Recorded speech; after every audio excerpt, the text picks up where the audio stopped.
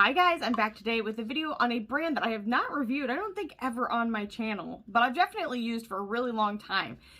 But I haven't used in a really long time, if that makes any sense. I've used for a long time, but I haven't used anything new from in a long time, although you just kind of saw it bouncing on the bottom of the screen. I had a couple friends on YouTube that tried this recently, and I fell to the hype. I had to. I was really, actually, you know what?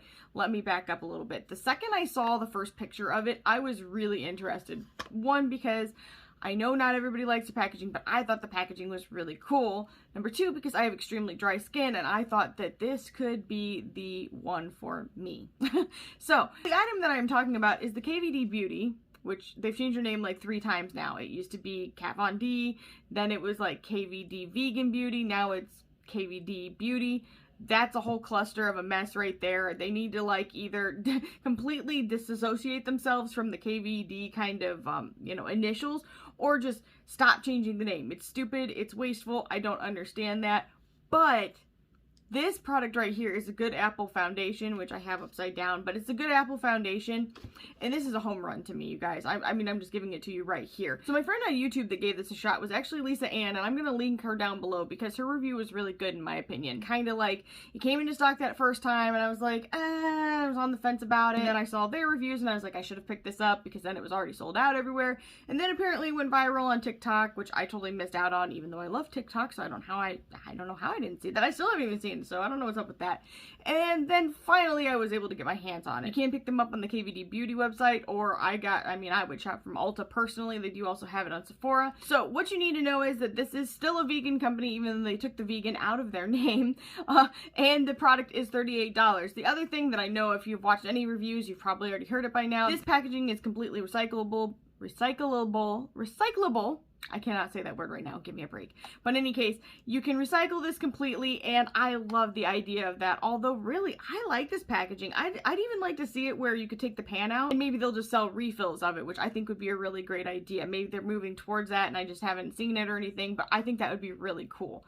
Because, personally, I think they did a really good job. I actually got 2 different colors. I got Light 004, and I got Light 012. One had yellow undertones, and the other one had neutral undertones. I really wanted something with a neutral undertone, but the first thing I could get my hand on was one with the yellow undertone, so I did pick them both up, and I kind of thought that maybe I'd be closer to 004, and then you're gonna see in the video I put it on, it's extremely light. I mean, I could have made it work with like some bronzer and some other things like that, but definitely in my opinion, if you are like my skin tone, 012 is surprisingly a lot lighter than you would think it would be. Now, let me just add a caveat to that and say, my neck, I personally feel like 004 is a lot closer to, and then 012 I thought looked kind of dark. But now I feel like it's kind of, excuse the t-shirt that doesn't match a darn thing underneath here. But now I feel like it's kind of melded together really well. I've had this foundation on for a couple hours at this point. I am really liking it. So let's just talk about a few things here. So I'm going to get close to myself so I can talk about the areas that I normally hate on myself. Okay, that sounds awful, but I mean, we all have a lot of us have problem areas, at least in my opinion, and I'm going to use a little pointer brush, if you will. So, I normally have a really hard time around my nose. Like, I've got, like, my nose creases, and they usually get all caked up, and I'm telling you, like, I could get in there maybe a tiny bit, but for the most part, this is the best foundation I've ever put on my nose area, for sure. Then for the lines around my face, like, I used to be a smoker. And when I say I used to be a smoker, I mean I used to be a heavy smoker. I miss it still to this day. It's been 4 years since I quit, and I hate it. For me personally, I feel like they look a lot better than they normally do. My chin, I actually have to wear a CPAP, and even with my CPAP, I feel like that my mouth kind of drops open when I sleep because I have to wear a mouth guard. I am you guys don't even know. I look like horrific when I go to sleep. It's not even funny. In any case, so I sleep with a pillow underneath my chin, but it kind of like creases everything up there, and I feel like I've really started to get a line here. But to me, I think that this looks really good right here. Then the very last and probably most important thing in my mind, I'm like, but seriously, this is a really big deal to me. I feel like my under eyes have been looking really, really rough between being sick and between my CPAP pushing up on my face, and I am getting older. Like, my 34th birthday is May 8th, so time takes its toll. So does stress, so does life. And I've been really self-conscious of the lines that are coming in underneath my eyes. It's been, really bothering me. But today is the first time I've put on any foundation anywhere, because I don't really do concealer underneath my eye area. I usually use my foundation all the way up. I'm one of those people. I know. Who am I? But in any case, this is the best it's looked in months. Probably longer than months at this point. The only reason it looks even a little bit creased is actually because of the eyeshadow. Before I put the eyeshadow on, this might have even looked a little bit better, to be honest with you guys. I don't know. I'm really, really liking this. Even my forehead area. I don't have a lot of lines, but I am pretty expressionate, so I make a lot of like, haha, kind of movements with my eyebrows. And between here usually gets very, very patchy, and I am not seeing that. I have been having a really hard time. I know I've talked about it in a few videos, but I was doing a very comprehensive foundation video, and I was trying to go back through every single foundation I have, which is a lot. I have like probably close to 50 foundations, and I used them all on camera, and I actually think I hate all of them. That sounds awful. There's maybe 10 left that I could use for different reasons and different times. I like my Pat McGrath foundation. Like, even foundations that I thought I was going to keep after I did my first partial part of that video, I ended up going back and not liking. So for me, I've been having a really hard time. I don't know if it's just because I have extremely dry skin or extremely sensitive skin or aging skin or what, but I felt like nothing was looking good. Everything was looking cakey. Everything was kind of curdling up on my skin. It was starting to be like, should I just even not wear it? But I also have rosacea. I have skin problems. I have many, many issues. So I'm not as comfortable showing my uncovered skin, more or less. I mean, I don't give a crap around the house and stuff like that, around my neighborhood. If I scare people, it is what it is. But I have to say, this is the first time in a really long time I felt good about my skin. And it is broken out under here. You guys are gonna be like, ooh, girl, your skin, ooh, your face, it doesn't look very good. But then I used 004, which was too light for me, in my opinion. And then I went back in with the 012, and it was a lot better. I think you guys will see that. And with that being said, I did use both of those, and I layered them over the top of each other, and I don't think I look cakey. Now, my husband wasn't as crazy about it, but I think it's because he doesn't like my bronzer. He said it was just right over here in this area, and I've looked at it pretty close with like a mirror. Now, I have hormonal issues, so I do have thicker hair there. I mean, that's real talk. And so I think that's more what he was saying, just that I'm hairy. I'm a good time. In any case, you guys are going to get to see me putting this on. On one side, I use my It's Belle Cosmetics little spongy blender thing here. And let me just say this, I don't prefer a sponge to apply this. And on the other side, I use my Anissa Beauty foundation brush. And I did like that, but I'm going to be real honest with you and say at the very end, it still kind of looked like it needed to go together a little bit more. I actually ended up going back in with my extremely dirty, please excuse me, Artis facial brush. I think this is like the number 7 or something like that, 6 or 7. And I thought that that worked the very best. So if you have a brush that's kind of like a paddle brush, that might be the sweet spot, at least if you're dry skin. Now, I did like this for underneath my eyes a lot, and like going back in and really pressing the foundation into the skin. The other thing I'm going to say is that I didn't notice a fragrance when I was putting this on. However, when I'm smelling it, I don't know if it's just like a psychological thing or not, but I feel like I'm catching like a small whiff of apple. So I don't know if it's just in my head or if it's really there. I think it's there. In any case, who knows? But besides that, it's very creamy to the touch, but then when you put it on your skin, it's different. It kind of like melts into the skin and then kind of almost goes towards a powder. Like I don't know how to explain it. It's very strange. It's probably the strangest foundation I've ever used. And I am not really normally a powder fan. Now, I did layer powder products over the top of it, and I really like it. I think it turned out good. So in any case, sorry, I really babbled about this, but I feel like these are important points for you guys to know. Like, if you have skin like mine, I think you'll really appreciate that. I have dry, sensitive, and rosacea prone skin. I also have dermatographia, so if any of those are concerns for you, you're in the right spot. Now, if you're somebody with more oily skin, this may not be the best foundation for you. I think it'll probably like wear off very quickly, maybe even become a little patchy, but for me, because I am so dry, it's just like hanging on. It's hanging on to all my dryness, but not in any kind of bad way. So in any case, if you guys want to see the video, just keep watching and I'll give you my final thoughts, although you probably know them at the very end.